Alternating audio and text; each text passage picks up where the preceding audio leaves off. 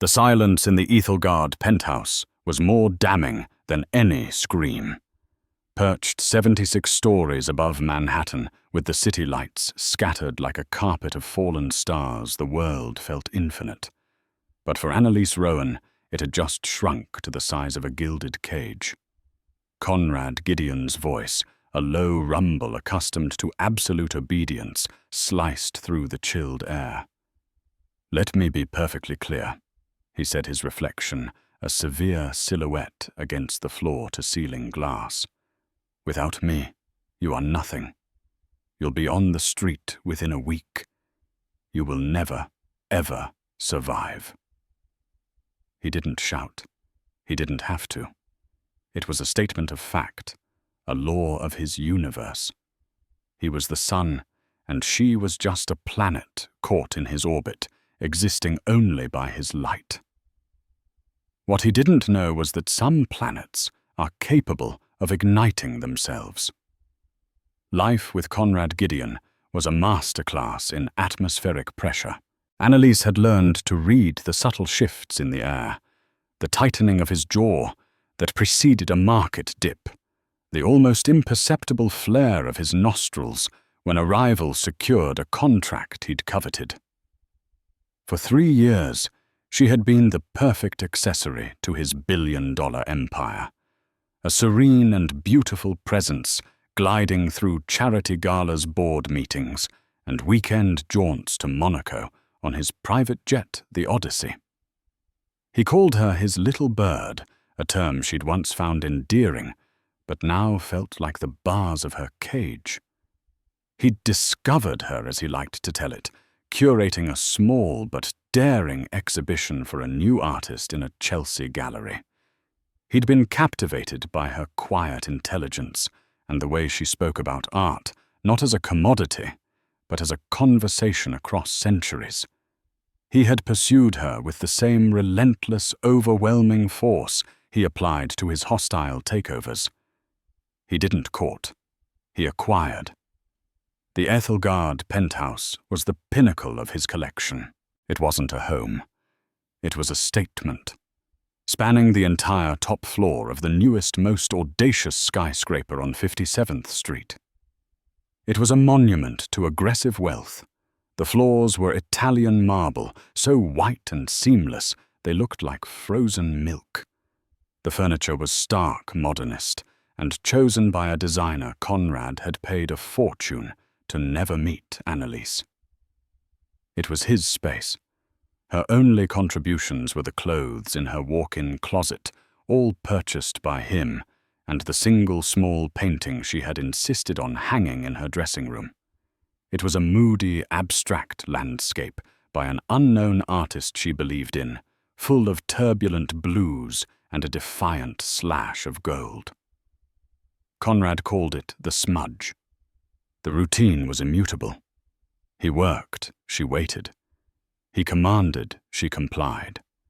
He entertained powerful, ruthless men who looked through her as if she were part of the decor, and she would smile, ensuring their glasses were never empty, her opinions never voiced. She was an expert at being invisible in plain sight.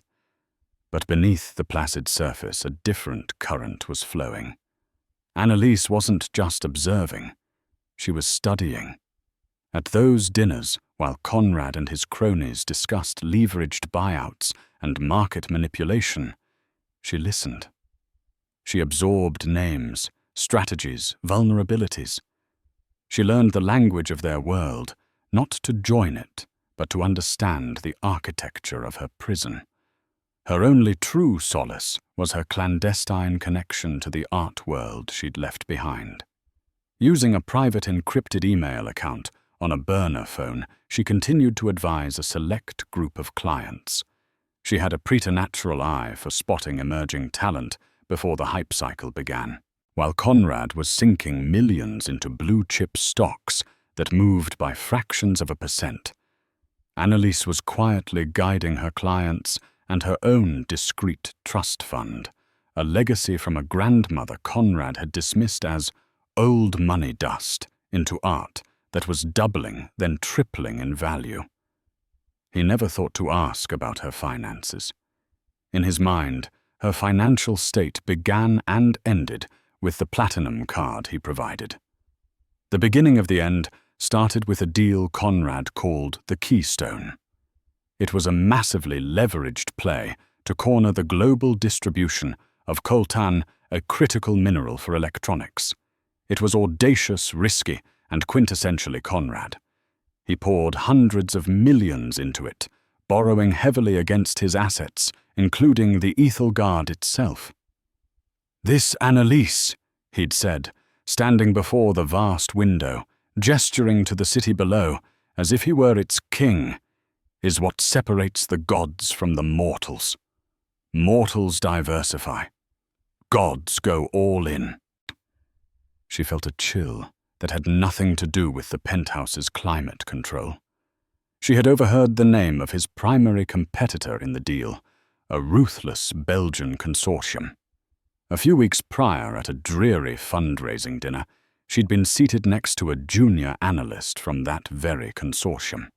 He was young, nervous, and clearly starstruck by Conrad's presence. Making small talk, Annelise had casually mentioned how much Conrad admired a particular logistics company in South America, a company she knew from his private calls was the weakest, most over-leveraged link in his entire coltan supply chain strategy. She framed it as a compliment, a piece of harmless party chatter.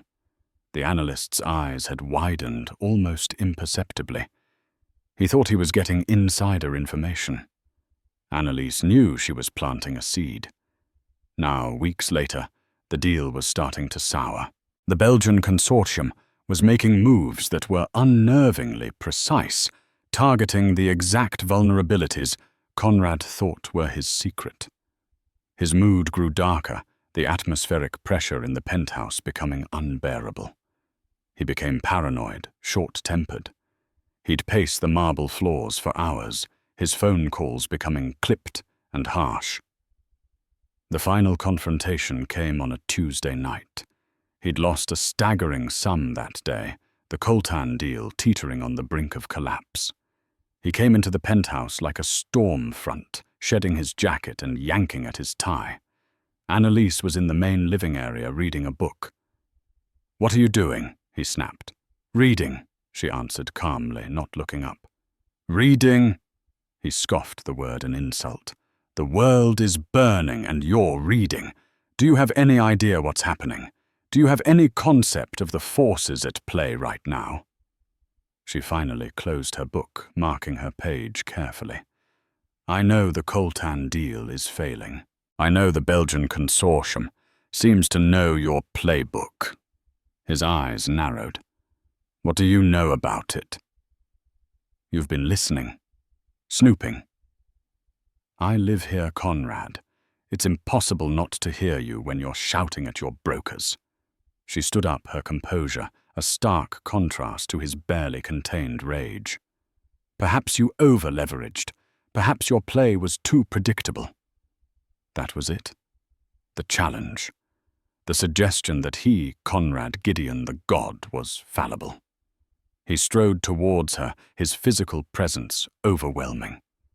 For a moment she thought he might strike her. Instead, he stopped just short, his face a mask of contempt. "You have no idea what you're talking about," he seethed. "You with your little paintings and your empty head. Everything you have because of me. This roof over your head, the clothes on your back, the food you eat, it's all from me. Don't you dare presume to understand my world. It's a world built on a foundation of debt and ego," she replied, her voice dangerously quiet. "Sometimes foundations crack." The fury in his eyes was eclipsed by a cold, cruel certainty. He smiled a terrifyingly serene expression. "Let's say it does. Let's say it all comes crashing down. Where does that leave you? You have nothing. No career, no money of your own. You are a dependent, an object." He leaned in, his voice dropping to that damning whisper. Let me be perfectly clear. Without me, you are nothing. You'll be on the street within a week. You will never, ever survive." Annelise met his gaze. The fear she had lived with for 3 years was gone, calcined into something hard and unyielding. She didn't say a word. She simply held his stare until he, unnerved by her silence, turned away in disgust. "Get out of my sight," he growled, stalking towards his office and slamming the door. Annelise stood alone in the cavernous room, the city lights glittering indifferently. He thought it was an execution. He didn't realize it was a declaration of war, and he had just handed her the terms of her victory. The days that followed were a symphony of disintegration, and Annelise had a front-row seat. Conrad, locked in his home office, which he called the command center, was a general watching his army get routed. The swagger was gone, replaced by a frantic, brittle energy. His booming voice was now a hoarse rasp on calls with bankers and lawyers, a mixture of pleading and threatening that fooled no one. He was hemorrhaging money. The Belgian consortium, armed with what seemed like clairvoyant knowledge of his strategy, had not only countered his every move, but had preemptively locked down alternative shipping routes and processing facilities, rendering his entire investment toxic. The logistics company Annelise had mentioned to the young analyst had, as she predicted, folded under pressure, triggering a cascade of defaults throughout Conrad's network. The keystone hadn't just cracked, it had turned to dust, and the arch was collapsing. Conrad's arrogance prevented him from seeing the truth. He blamed traitors in his company conspirators on Wall Street and incompetent advisors. He never once considered that the source of his ruin might be the silent woman who brought him his coffee each morning. He was so convinced of her irrelevance that the possibility didn't even exist in his universe. While he fought his losing war, Annelise began to mobilize her own forces. Her primary weapon was a man Conrad had met once and dismissed as a fossil. Mr. Alistair Finch was Annelise's family lawyer. He was in his late 60s, with spectacles perched on the end of his nose and a penchant for tweed jackets that were at least a decade out of style. He operated out of a quiet wood-paneled office in a pre-war building that smelled of old books and lemon polish. Conrad, who equated power with glass towers and shouting, saw Finch as a relic. Annelise knew he was a shark who preferred to swim in quiet waters. "He's panicking," Annelise said, sitting opposite Finch's cluttered mahogany desk. She had slipped out of the Ethel Guard on the pretense of a spa appointment. "He's making emotional decisions, doubling down on his losses." Finch steepled his fingers, his gaze sharp and analytical. "Panic is a dreadful investment strategy. The margin calls will be coming soon. The banks, my dear Annelise, are not sentimental. They will want their pound of flesh, and Mr. Gideon has offered them a feast." "The penthouse is the primary collateral," she stated, not as a question, but as a fact. "Indeed, leveraged to the hilt," Finch confirmed, consulting a folder. "A first lien from a syndicate led by Deutsche Bank. They will want to liquidate it quickly and quietly to recoup their losses. They'll want a cash buyer, no contingencies, to avoid spooking the market further." A slow, deliberate smile touched Annelise's lips. "Good." Back in her gilded cage, Annelise played her part to perfection. She was quiet, somber, and seemingly worried. She'd bring Conrad food he wouldn't eat and ask if there was anything she could do, knowing he would just snarl at her to leave him alone. Her feigned helplessness was his last remaining pillar of superiority, and he clung to it. Meanwhile, her real work happened in the dead of night. In the silence of her dressing room with the door locked, she sat on the floor, her back against the wall, the glow of her burner phone illuminating her face. She was liquidating. With a few taps, she sold a majority stake in a triptych by a Ghanaian painter she'd bought for pennies 5 years ago. It had just been featured in the Venice Biennale, and its value had exploded by 8,000%. The sale, handled through a Swiss intermediary Finch had arranged, was slant and massive. Next went a portfolio of early 20th century photographic prints she had inherited. Finally, she authorized Finch to draw a significant sum from her grandmother's trust, a fund so discreetly managed it was practically invisible to modern financial surveillance. The money flowed not into a conventional bank account, but into a newly created shell corporation with an impossibly banal name, Mid-Atlantic Holdings, LLC. The operation was clean, swift, and utterly untraceable back to Annelise Rowan. To the outside world, she was still the dependent, the kept woman with nothing but a high-limit credit card to her name. In reality, she was becoming one of the most liquid individuals in New York City. Conrad's world, in contrast, was becoming entirely illiquid. One afternoon, Annelise watched from the living room window as a team of men in suits arrived. They weren't visitors. They were appraisers. They moved through the penthouse with clipboards, their voices low, their expressions grim. They catalogued the custom furniture, the Gaggenau kitchen appliances, the integrated sound system. Conrad had locked himself in his office, refusing to come out. It was a profound humiliation, his kingdom being inventoried for auction right under his nose. That evening, the final fatal blow landed. A news alert flashed across every financial terminal in the world. The Belgian consortium had successfully and completely acquired the entire coltan mining and distribution network. The article mentioned a catastrophic failure of strategy and a classic case of hubris on the part of Gideon Industries. Conrad's name was now synonymous with failure. The door to the command center opened. Conrad emerged, but he was a changed man. The rage was gone, replaced by a hollowed-out emptiness. His face was grey, his expensive suit rumpled. He looked like a king who had just been forced to sign the articles of his own abdication. He saw Annelise standing by the window. He didn't speak for a long time. The silence stretched, filled only by the distant hum of the city. "They're taking it all," he said, his voice a dead monotone. "The company, the jet, the houses." His eyes swept across the magnificent room, the view of Central Park, the skyline he had once claimed to own. "They're taking this place too. The bank is seizing it tomorrow morning." He finally looked at her, and a flicker of his old cruel self returned. He needed to find one last person to place beneath him. "I guess this is it," he said with a pathetic sneer. "Your free ride is over.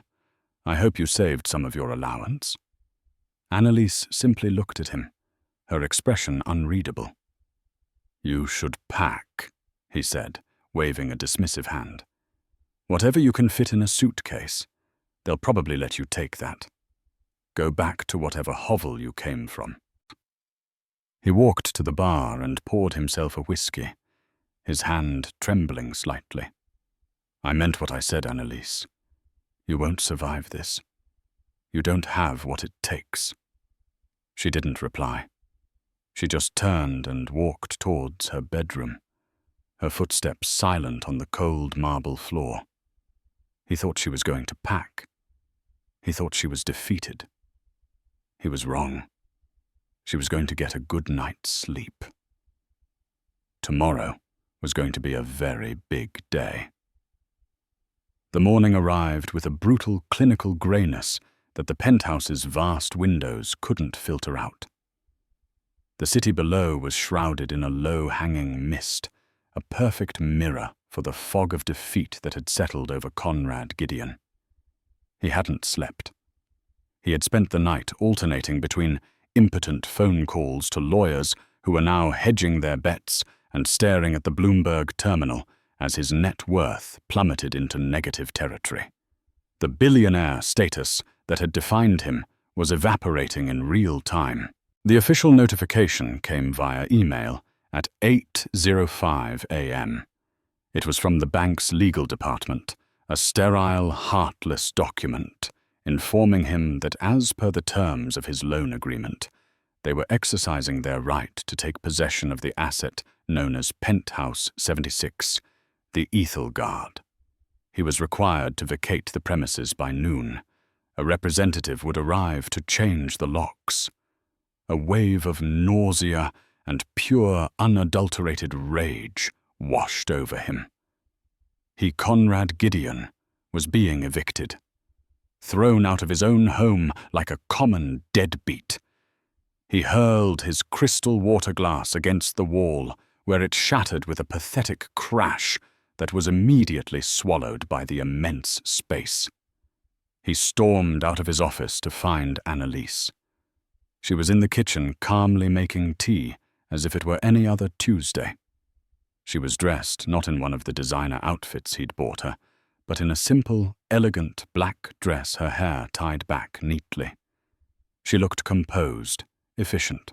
The sight of her tranquility infuriated him. "Are you deaf?" he spat. "Did you not hear what I said last night? We're being thrown out. This is over, and you're making tea." "There's no point in panicking, Conrad," she said, pouring hot water over the leaves.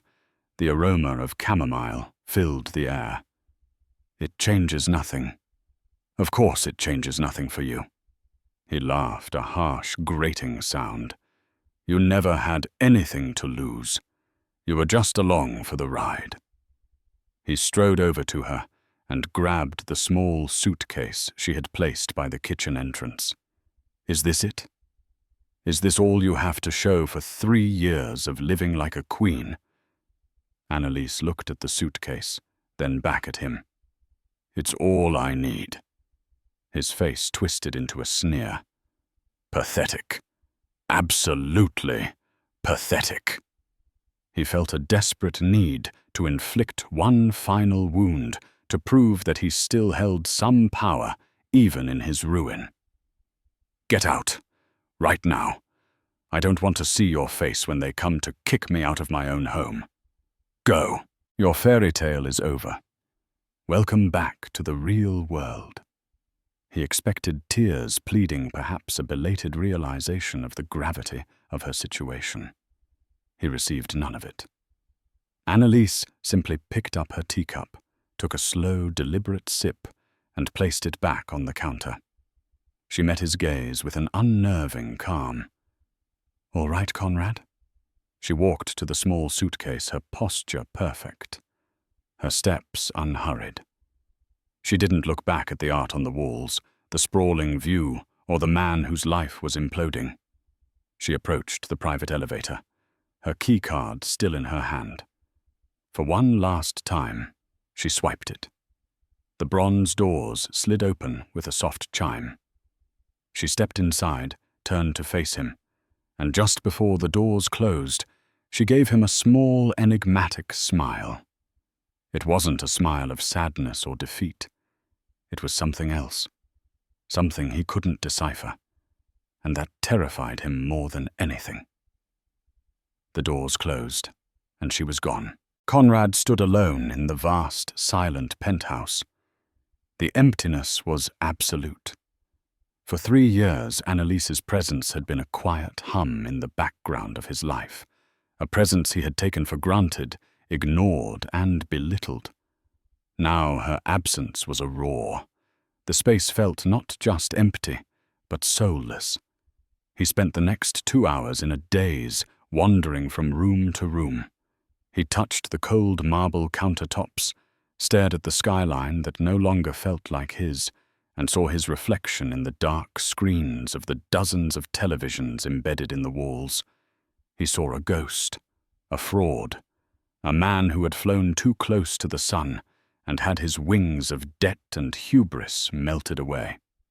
At precisely 11:45 a.m., the doorbell chimed. Not the private elevator, but the service entrance. He opened it to find two men in nondescript suits and a uniformed building security manager. "Mr. Gideon," the first man said, his voice devoid of emotion. "We are representatives from the bank's asset recovery unit. We're here to secure the property." They were polite but firm. They watched as he gathered a few personal effects into a briefcase, a photograph of his late father, a watch, a framed copy of the magazine cover that had first called him a billionaire. It felt like a lifetime ago. As he was escorted to the service elevator, the final humiliation being denied access to his own private one, he asked the security manager a question that had been gnawing at him. "Has the bank already found a buyer?" he asked, trying to sound casual, as if it were a matter of mild curiosity. The manager, a man named Philip, whom Conrad had never bothered to learn the name of, shrugged. "They move fast on these things, sir, especially prime assets like this. They don't like uncertainty." "Some vulture, I'm sure," Conrad muttered. "One of my rivals picking over the bones."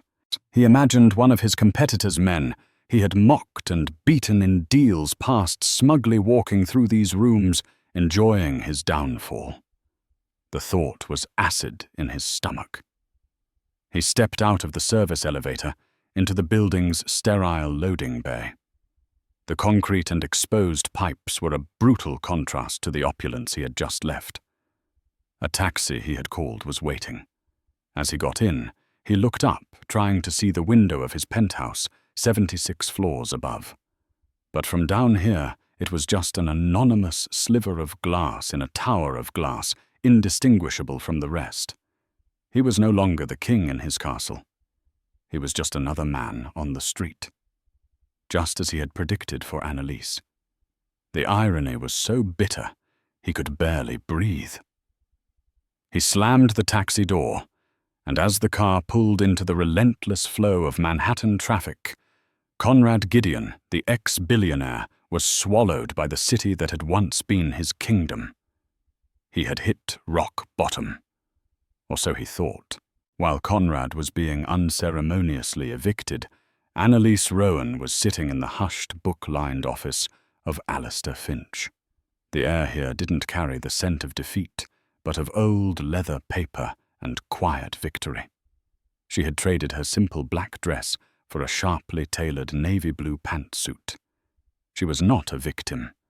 She was a client, a commander. The suitcase she'd left the Ethel Guard with sat by her chair.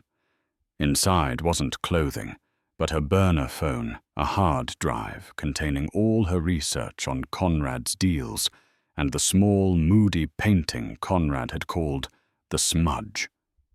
Mr. Finch peered at her over his spectacles, a rare, genuine smile on his face. "The final transfer has been confirmed, Annelise. Mid-Atlantic Holdings LLC is now, shall we say, extraordinarily well capitalized." He slid a tablet across the desk. It displayed a single number, a figure with so many zeros that it looked more like a code than a sum of money. It was more than enough. It was a war chest. His downfall was remarkably swift, Finch noted, with the detached interest of a historian observing a predictable battle. "Hubris is a potent accelerator," Annelise said, her voice steady. "He built a tower on a sinkhole and called it a fortress. All it needed was a little push." Finch's eyes twinkled. He knew about the little push. He had admired the elegant simplicity of her move with the analyst. It wasn't illegal. It wasn't overt. It was a masterpiece of soft power, using the enemy's own assumptions against him. Conrad saw a beautiful, vapid woman making small talk. The analyst saw a chance to gain an edge. Neither saw the truth. "The bank's asset division contacted me an hour ago." Finch continued, getting down to business. "As I predicted, they are seeking an immediate all-cash, no-contingency offer for Penthouse 76. They want to close the books on the Gideon debacle by the end of the day. They have a floor price, but they are highly motivated. What's the floor? Annelise asked. Finch named a number that would have made most millionaires blanch. Annelise didn't flinch. Offer them 5% above that. But the offer is only good for the next 60 minutes, and it must be completely anonymous. They will know the buyer only as Mid-Atlantic Holdings. Finch raised an eyebrow, impressed. Adding time pressure. Aggressive. I like it.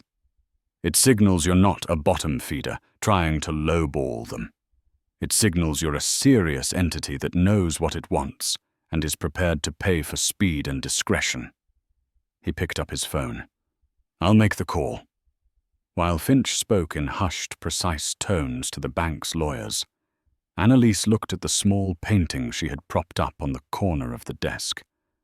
The turbulent blue sky, the defiant slash of gold. For 3 years it had been her private symbol of resilience in a world of sterile, soulless luxury. Conrad had seen a smudge.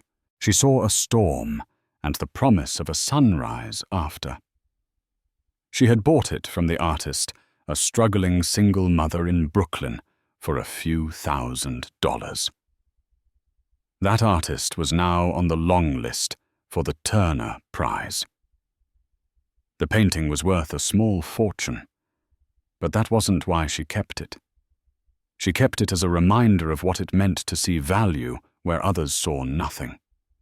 She had spent 3 years being seen as nothing, an ornament, a pretty face, a dependent. Conrad, in his colossal arrogance, had never once thought to look deeper. He never asked about her family beyond confirming they were not a threat to his dominance. He never asked about her passions beyond what could be leveraged for his image. He saw a bird in a cage and never imagined it was a phoenix in disguise, patiently waiting for the world to burn so it could be reborn from the ashes. Finch hung up the phone. His expression was placid, but his eyes were triumphant. They have accepted the offer, he said. They were to use the vernacular flawed. The speed and size of the cash offer were beyond their expectations. They are drafting the preliminary paperwork now. We will need to wire the funds within the hour to an escrow account. Annelise nodded. Do it. The Penthouse will officially be the property of Mid-Atlantic Holdings by 3 o'clock this afternoon, Finch stated. He paused, allowing the weight of the statement to settle. Congratulations, Miss Rowan. You are for all intents and purposes the new owner of the Ethelgard Penthouse.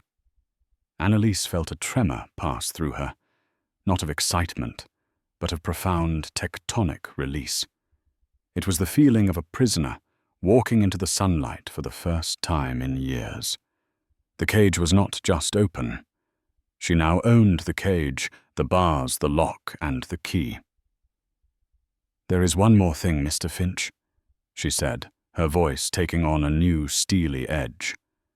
I need you to contact the Ethelgard's building management. Inform them of the change of ownership. Instruct them that under no circumstances is Conrad Gideon to be permitted access to the 76th floor. He is not a resident. He is not a guest. If he appears, he is to be treated as any other member of the public. Finch almost chuckled. Consider it done. And finally, she said, leaning forward, please arrange for a team of contractors and designers to meet me at the property tomorrow morning at 9. I want everything of his gone. The furniture, the fixtures, the technology. Everything. I want it stripped back to the bare walls. We're starting over. She stood up and picked up her painting. Mr. Gideon told me I would never survive without him, she said, looking at Finch. He believed survival was about clinging to his world. He never understood that true survival is about building your own. She left the office and stepped out into the bright afternoon sun. New York City. The city that had been the backdrop for her captivity suddenly looked different. It looked like home. The Phoenix had taken flight. The process of acquiring a 9-figure property in Manhattan is typically a labyrinth of paperwork, due diligence, and protracted negotiations. For Mid-Atlantic Holdings, LLC, it was a lightning strike. The bank, desperate to erase the toxic Gideon name from its books and dazzled by a clean all-cash offer that exceeded their best-case scenario, moved with astonishing speed. By 2:47 p.m., a river of digital money untraceable to Annelise Rowan flowed from an offshore account into the designated escrow. By 3:15 p.m., digital signatures were affixed to the closing documents. A courier delivered a single unassuming folder to Mr. Finch's office containing the deed and the access keys. The Ethelgard Penthouse, the symbol of Conrad Gideon's power and ego, now belonged to the woman he had discarded that very morning. Annelise spent the rest of the afternoon not in celebration, but in preparation. She met with a woman named Helene Dubois, a fiercely minimalist interior architect known for her work with art collectors. Helene was sharp, intuitive, and had a reputation for working quickly and discreetly. They met in a quiet corner of the restaurant inside the Museum of Modern Art. Over espresso, Annelise laid out her vision. "I want it erased, Helene," Annelise said, her voice firm. "I don't want a renovation. I want an exorcism. Every trace of him, his taste, his presence, gone." Helene, a chic woman with cropped silver hair and stark black glasses, listened intently. "Describe his taste." "Cold," Annelise said without hesitation. "Impressive but not inviting. Marble chrome, black leather. Technology meant to intimidate. It feels like the lobby of a bank that's about to fail." A flicker of understanding crossed Helene's face. "And your vision. Warmth, texture, life, natural woods, soft fabrics, brass that patinas over time. I want walls that are meant for art, not for 80-inch television screens. I want a home, not a showroom. And I want it done by the end of the month." Helene's eyes widened slightly at the timeline, but then narrowed with professional zeal. "It will be a military operation, but it's possible. We gut it first. Everything out. Then we rebuild. What is the one thing that must stay?" Annelise smiled. "The view." By the time she left the museum, Helene's team was already sourcing materials and assembling crews. The demolition was scheduled to begin in 36 hours. That evening, Annelise did not go to a 5-star hotel. She checked into a small, elegant boutique hotel in Greenwich Village. The room was a fraction of the size of her former dressing room, but it felt more honest. She ordered room service, and for the first time in 3 years, she ate a meal that wasn't dictated by Conrad's schedule or social obligations. The next morning, she arrived at the Ethelgard at precisely 9:00 a.m. She walked through the grand lobby, not as a resident's companion, but as the building's most powerful owner. The doorman who had seen her leave with a single suitcase the day before now rushed to open the door for her, his eyes wide with confusion and awe. Mr. Finch had been thorough. She took the main private elevator, the one Conrad had been denied access to. As she ascended, she felt the pressure changing in her ears, a physical manifestation of her rise. The bronze doors opened directly into the penthouse. It was exactly as she had left it, but the silence was different now. It was no longer the oppressive silence of dread, but the peaceful silence of ownership.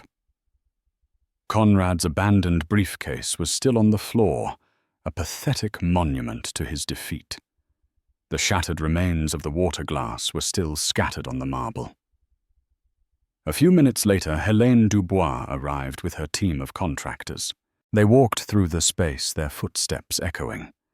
While Helene gave clipped, precise orders, pointing at walls to be demolished and fixtures to be ripped out.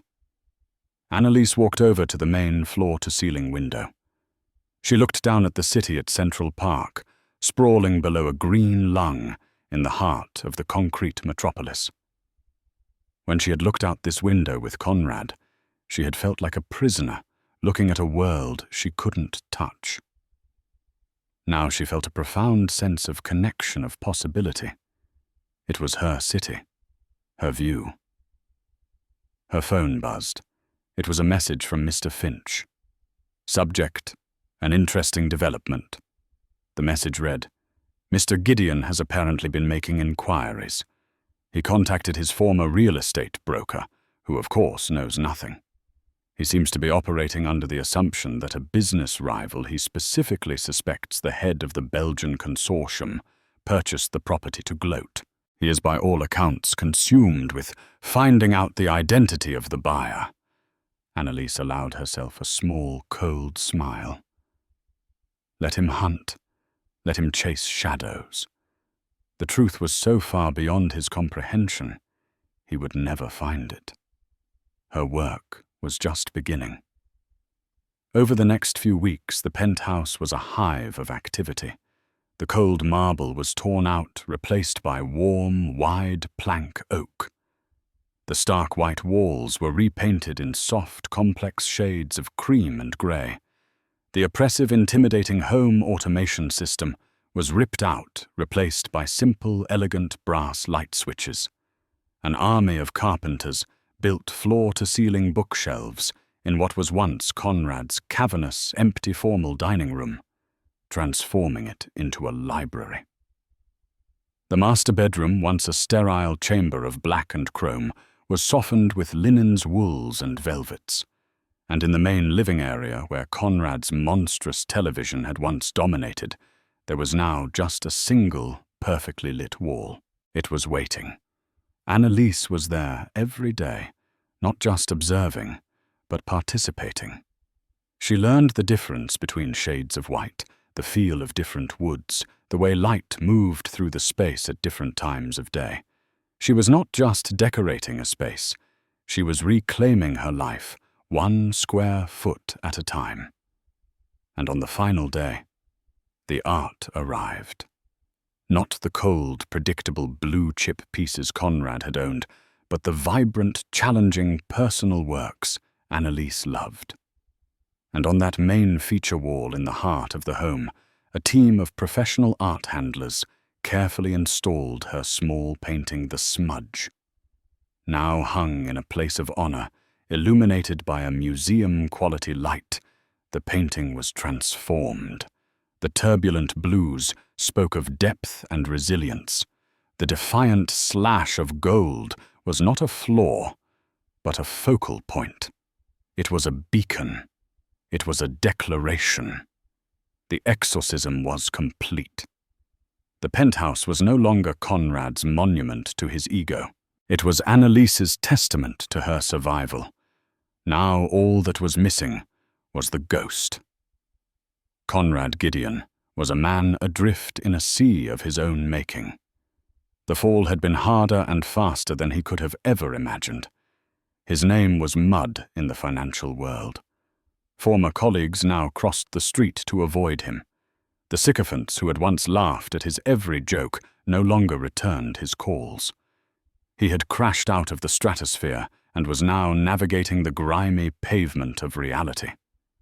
He was staying in a corporate hotel in Midtown, a place he would have once considered utterly beneath him, paid for by the last dregs of a personal account the banks hadn't seized.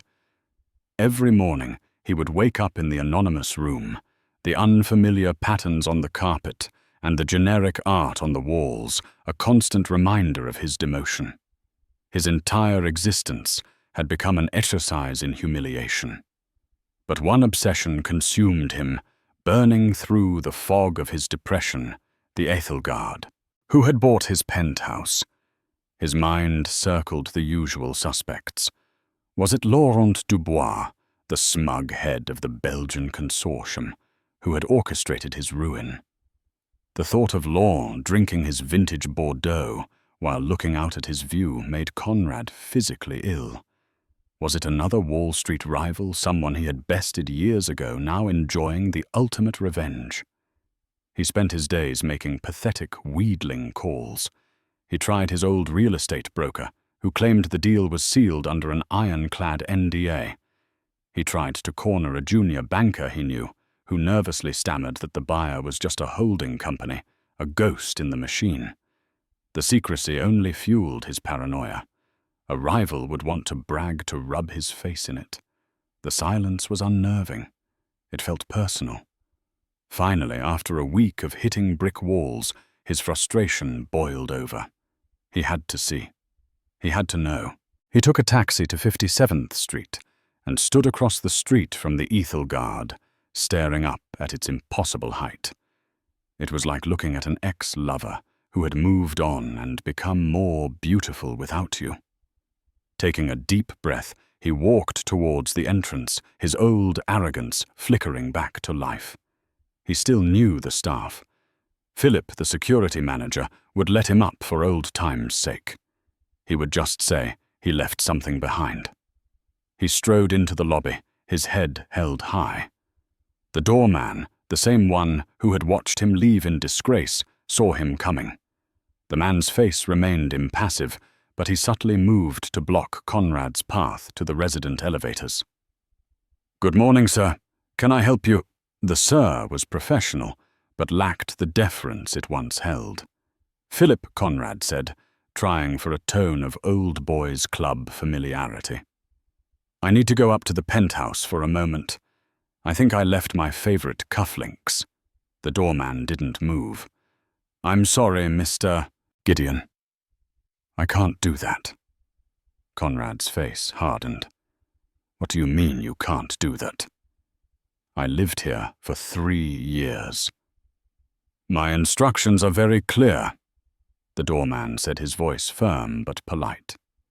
"The new owner has stipulated that you are not permitted on the residential floors. If you have an issue, you can take it up with building management." The humiliation was a physical blow. To be denied entry by a man he had never even bothered to tip properly. He was no longer a resident. He was a security risk. A handful of people in the lobby were starting to stare, recognizing his face from his more glorious and more infamous days. "This is ridiculous." Conrad hissed, his voice low. "Who is the new owner?" "Just tell me the name." "That information is confidential, sir," the doorman replied, his posture unyielding. "Now, if you don't have any other business here, I'm going to have to ask you to leave." Defeated, Conrad turned and stalked out of the lobby, the barely suppressed whispers of the onlookers following him like a cloud of wasps.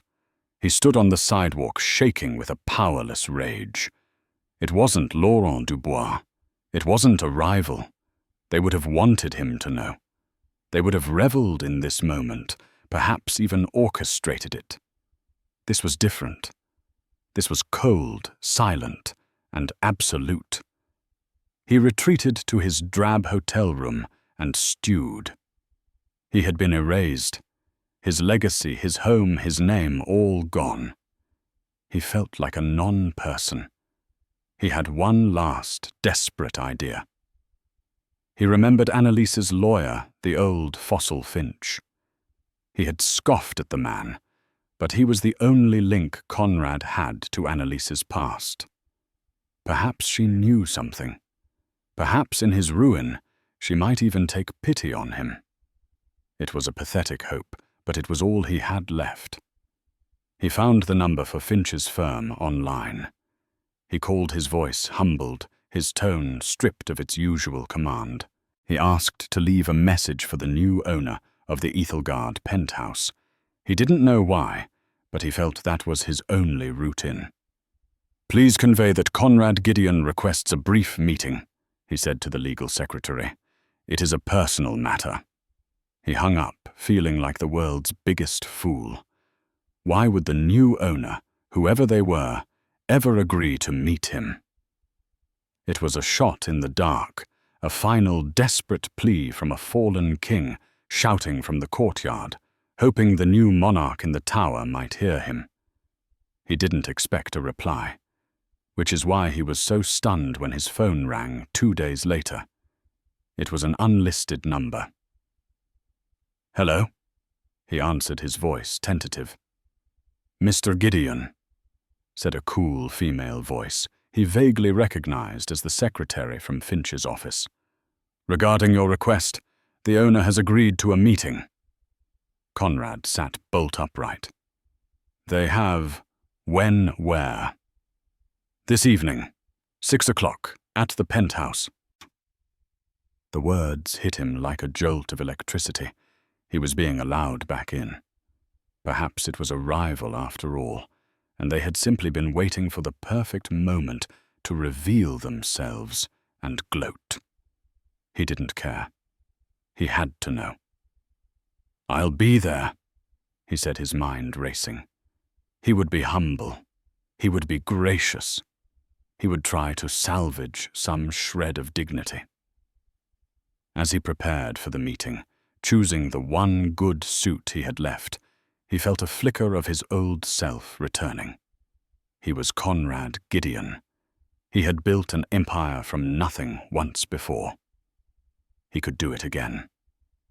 This meeting, this strange invitation back into his old home, felt like a sign, a chance to close one chapter and begin the next.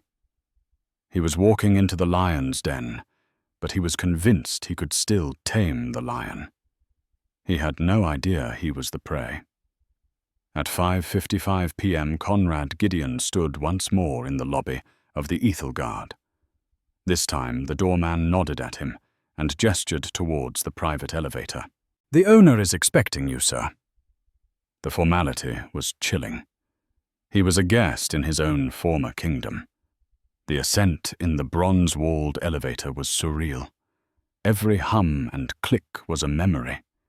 He remembered bringing world leaders up in this elevator, closing deals, celebrating victories. Now he was rising towards an unknown future summoned by his conqueror. He steeled himself. Whatever was waiting for him on the other side, he would face it with the composure he had left. The doors slid open, and the world stopped. It was his penthouse, yet it was not. The geography was the same, but the soul was utterly different. The cold white marble was gone, replaced by warm dark oak that seemed to absorb the sound and soften the light. The stark, intimidating furniture had vanished. In its place were comfortable-looking sofas, shelves filled with actual books and textures of wool and linen. The air, which had always been sterile and chilled, now felt warm, alive, and scented faintly with sandalwood and old paper. What was once a mausoleum of wealth was now unmistakably a home. And there, standing by the vast window, silhouetted against the glittering twilight cityscape, was a figure. Not a man. Not Laurent Dubois or any of his Wall Street rivals. It was Annelise. She was not in one of the flowing gowns he had bought her.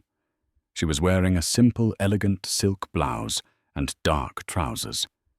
In her hand was not a glass of champagne, but a tumbler of what looked like whiskey.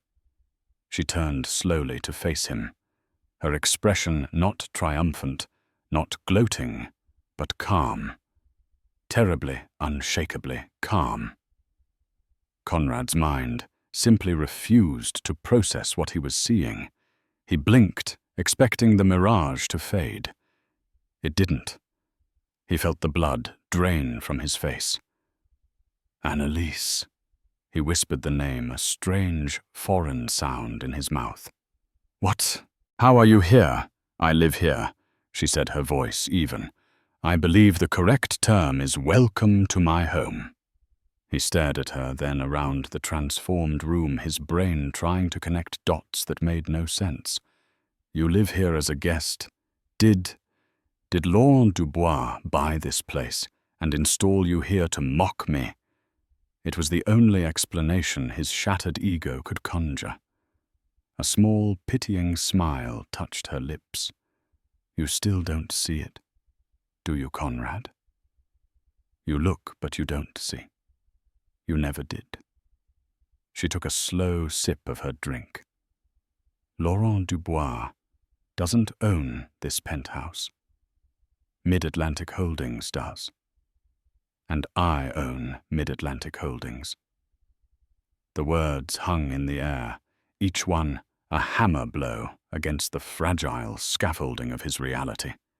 He stumbled back a step, his hand finding the wall for support. It wasn't cold marble.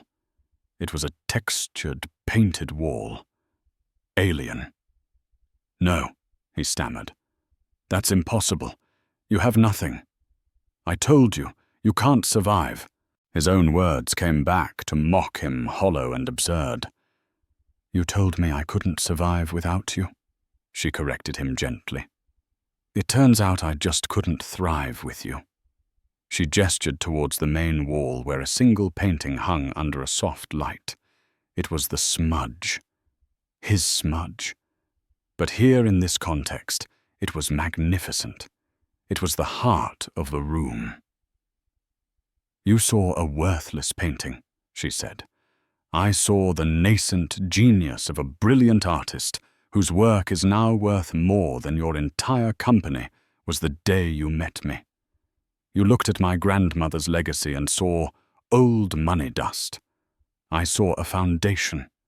You looked at me and you saw a decoration, an object.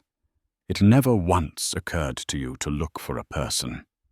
The pieces began to click into place in his mind, forming a picture of such profound and total defeat that he felt his knees weaken. The quiet trips she took, her time on that burner phone, the lawyer he'd dismissed as a fossil, the casual throwaway comment at the dinner party about his supply chain, the analyst. He breathed the realization dawning. The Belgian consortium. That was you. I may have provided a piece of misdirection, she conceded, swirling the amber liquid in her glass. You taught me so much about strategy, Conrad. You just never thought I was listening. Your fatal flaw wasn't the coltan deal. It was your assumption that anyone you deemed insignificant was also unintelligent.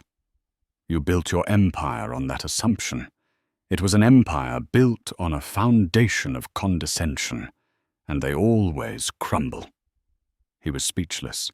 He had been outmaneuvered, outplayed, and utterly dismantled, not by a rival king, but by the quiet woman he had treated as part of the furniture. He wasn't just broke. He was a fool. The entire world had seen him as a failed titan. Only he and she knew the full, humiliating truth. He was the author of his own destruction, and she had simply edited the final chapter. He looked around the room again at the warmth and the books, and the life she had breathed into this hollow space. He had owned it, but she possessed it. He had merely occupied it. She inhabited it. Why? He finally managed to ask, his voice a broken rasp. Why do all this? Why show me? Annelise walked slowly towards him, stopping a few feet away.